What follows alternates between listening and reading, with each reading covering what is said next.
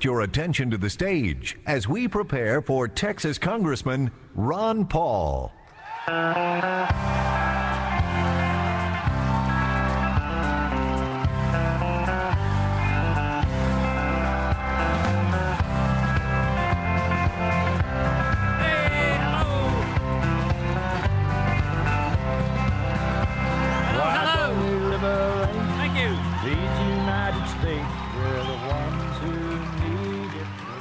Thank you very much. Thank you very much. It's great to be here. Looks like a very exciting day, and we're delighted with the way things are going.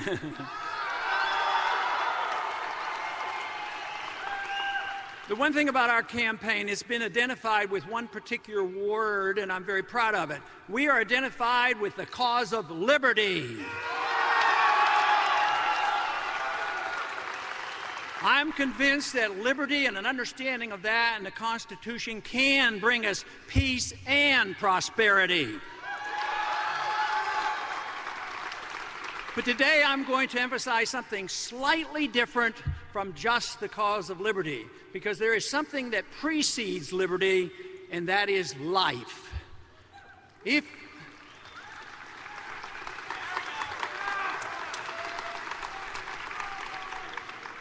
I believe in a very limited role for government, but the prime reason that government exists in a free society is to protect liberty, but also to protect life, and I mean all life.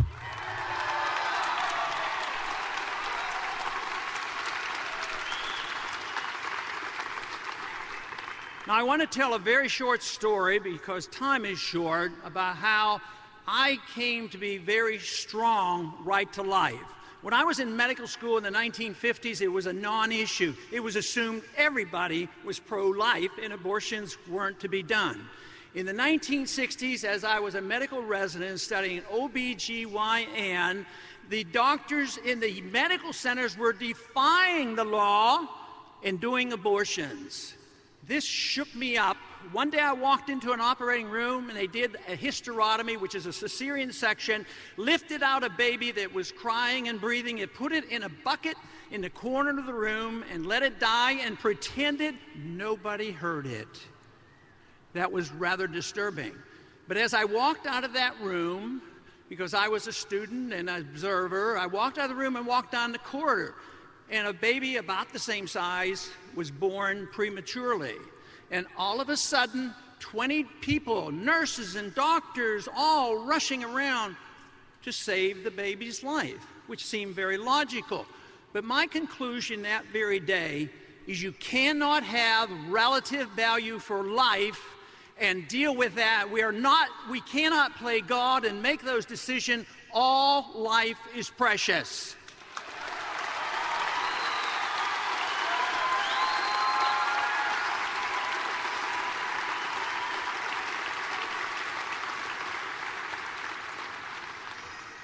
If we are to defend liberty and allow people to spend the money as they want, go to the church that they want, and run their lives as they please, you have to understand where that liberty and that life comes from. It does not come from the government, it comes from our Creator.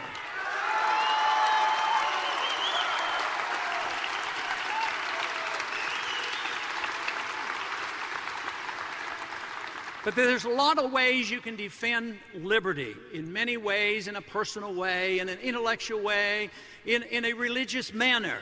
But also, as determined as I am to promote the cause of pro-life and making sure that governments don't slip off to defeating life and taking life, one of the most atrocious positions this country could have, and that is where government will come along and with force, the armed force of the IRS, and take money from people who strongly believe in pro-life and commit abortions with that. That should be reversed.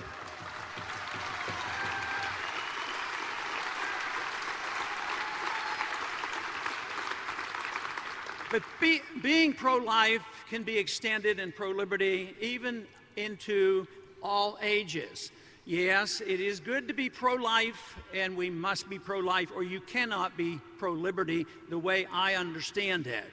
But I also think it's being strongly pro-life if we work very hard to have a policy when those young people, those babies that are born, when they come of age, that their lives are just as precious and they are never required to fight in undeclared, unwinnable wars.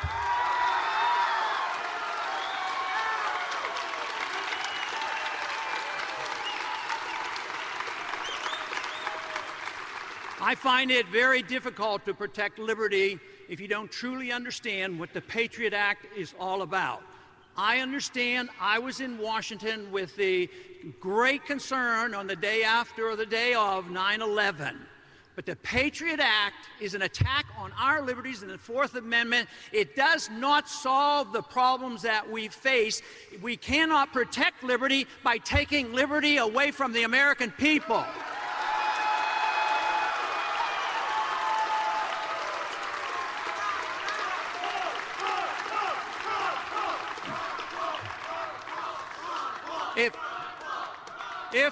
If you want to think about the issue that comes about if you get careless with the protection of liberty, the Patriot Act, along with the TSA, just think of what is happening at our airports. If we tolerate that type of interference with our liberties, I believe that we have to be pessimistic about the outcome of what we're doing.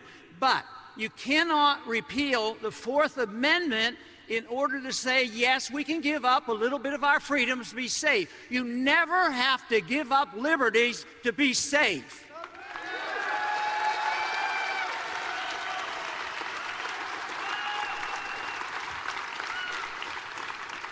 You know, foreign policy has been a big issue in our campaign because the country is tired of the war.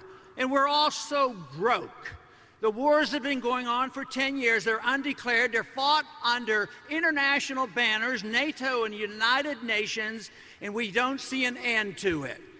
But it's also costing us a lot of money. We're into wars that are costing us trillions of dollars. Those trillions of dollars should have been left in the economy to build jobs and produce prosperity here at home.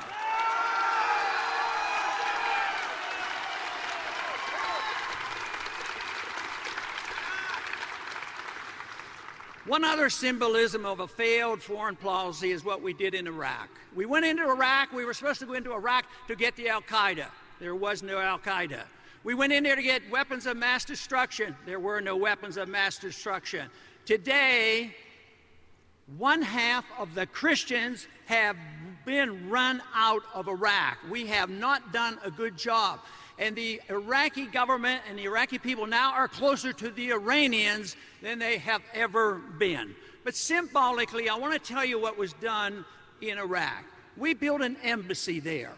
The embassy is big as the Vatican, and just recently, the DoD budget authorized the employment of 17,000 people to work in this embassy.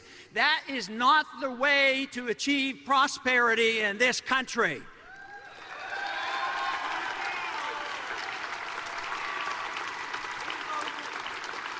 But there is a lot that we must do to promote growth in this country. But you have to know why we have problems in this country. Why do we have boom periods and bust periods? It is related to something very, very important. If you want to understand economics and you want prosperity, you have to understand the monetary policy, you have to understand the mischief of the Federal Reserve System, and we have to change it.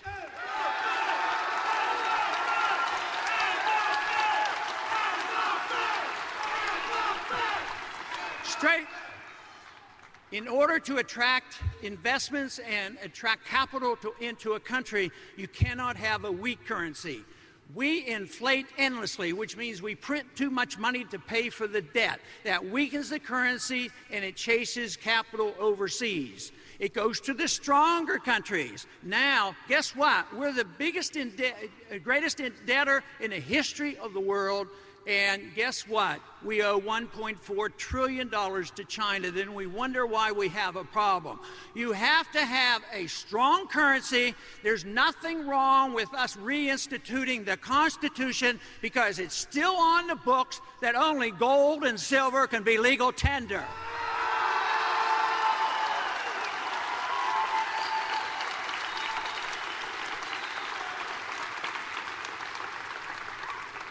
Also, you have to have the proper environment for companies to bring their money back home. You can't have a company make money or park money overseas and then double tax them when they come back home and charge them 35% again. That's chasing capital away. That has to be changed. And it would be a good idea for us to give serious consideration to get rid of all this income tax and corporate taxation.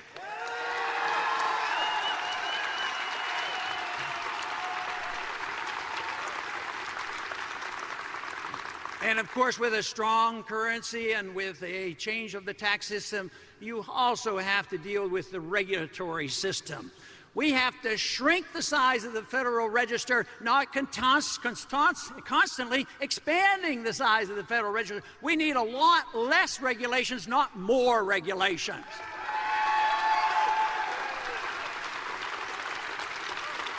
It is said that those of us who promote the free market system, that we don't care about regulating those ruthless big corporations.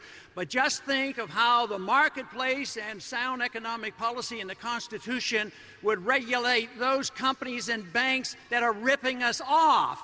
That's the regulation that we have to have. And we don't need to be bailing out the big banks and the big corporations, dumping the debt on the American people, causing the unemployment, and causing the little guy to lose his house.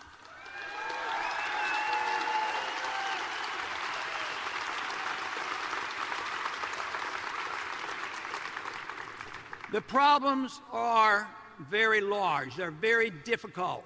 The solution is not complicated if you understand how we got into this mess.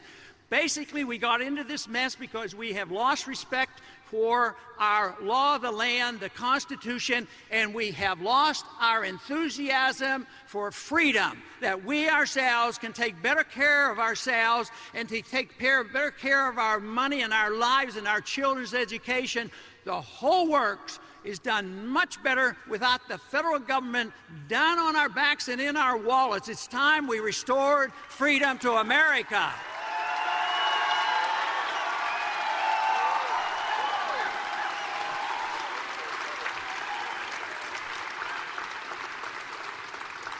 And we have that opportunity. People are starting to recognize. People are accepting the argument that the economy is now in shambles, that there was a housing bubble and there's been a collapse of the housing bubble.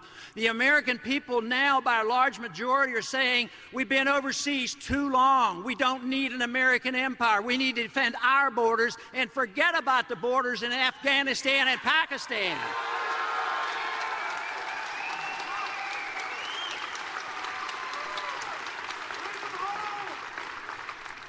It's time to bring the troops home.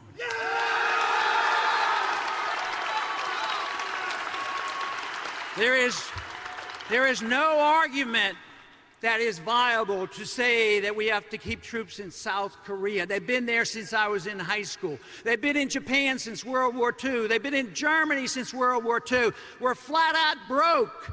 And we bring them home and let all the military people who come home help protect our borders and let them spend the money here at home. We need a boost in the economy.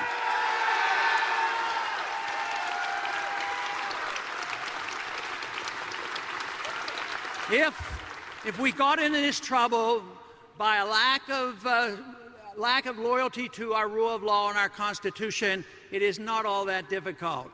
All we have to do is restore the belief in freedom, restore the belief in what made America great, restore our conviction that the Constitution works. It would take a while, but it might only take a year. We're into the 4th year now of this recession. Yes, we got in this trouble by not having respect for the Constitution. We can get out of this trouble by respecting the rule of law and sending only people to Washington who know and understand and will obey the Constitution. Thank you very much.